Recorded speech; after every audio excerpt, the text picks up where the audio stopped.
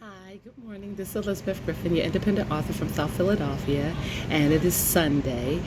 We avoided a snowstorm yesterday. We were supposed to get 1 to 4 inches, but fortunately, we just received the dusting and then a little rain. So I'm thankful that that occurred because it's always a chore trying to get to and from my home by bicycle when the weather is bad. You have to watch out for ice and for slick roads and things like that. So I'm happy that we avoided that snowstorm. Today, I'd like you to take a moment to subscribe to my channel if you haven't already, and definitely leave comments below. And thumbs up is always a plus. So I wanted to talk about adding a global texture to your writing or having a global feel to your writing. And when I say that, I am referring to looking at outside news sources and looking at the stories that are presented worldwide and not specifically in the United States to get a feel for what's going on globally. An example of this is I listen to RT television, Russian television, and I see a lot of broadcasts about Africa, the continent of Africa, about Asian countries, and just a view outside of the United States and the political things that are going on around the world. There's an African news broadcast that I listen to, and an example of what you can glean from looking at outside news sources and outside references.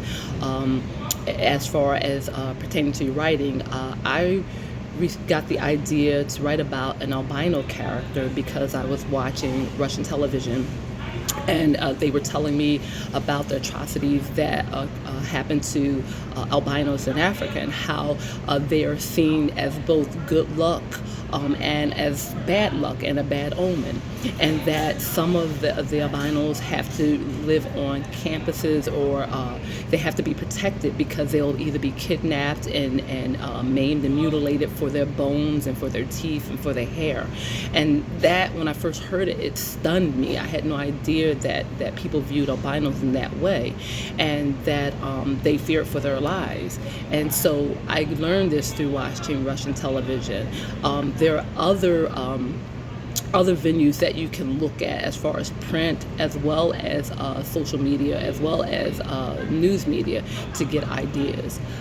So broadening your viewpoint and seeing the world through the eyes of other people can add textures and layers to your writing, and you will or can develop characters that are not from the United States, that are born outside the country. And also, just when you look at world news, you get to see the landscape of the world. You get to see poverty, you get to see prosperity, you get to see so many different cultures and how people live and how they dress and their language, and what they value, whether they value politics, or whether they value the family as a center of their existence, or religion.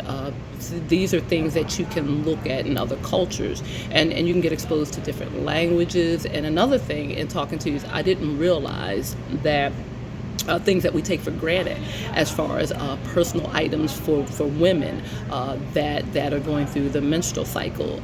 We take that for granted in the United States. We can go to the corner store and we can buy our feminine products, and we can go to work and function.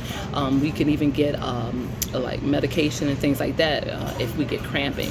But I noticed in other countries, women would hide themselves for weeks until their cycle was over, because they didn't have the money or the finances to buy the feminine products that they need, or to even to create the products that they needed through rags or cloths or things like that. So I had no idea that this occurred, and that there were women that were dealing with these issues outside the country. I also didn't realize how little children sometimes had to work from sun up to sundown, and we're talking maybe 3, 4, 5, just to help their family survive.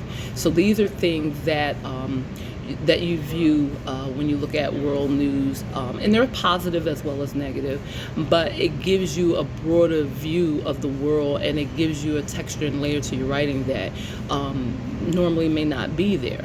I like to incorporate language in my writing because I'm fascinated with language, as you know from earlier videos, but listening to the way other people communicate and listen to how they express themselves can add to your writing.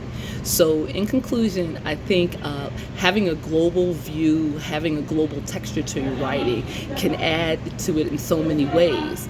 If you like this video, as I said before, give me a thumbs up, always appreciated. Definitely follow me on Facebook, Instagram, and Twitter. And as always, love, peace, joy, and happiness. Bye-bye.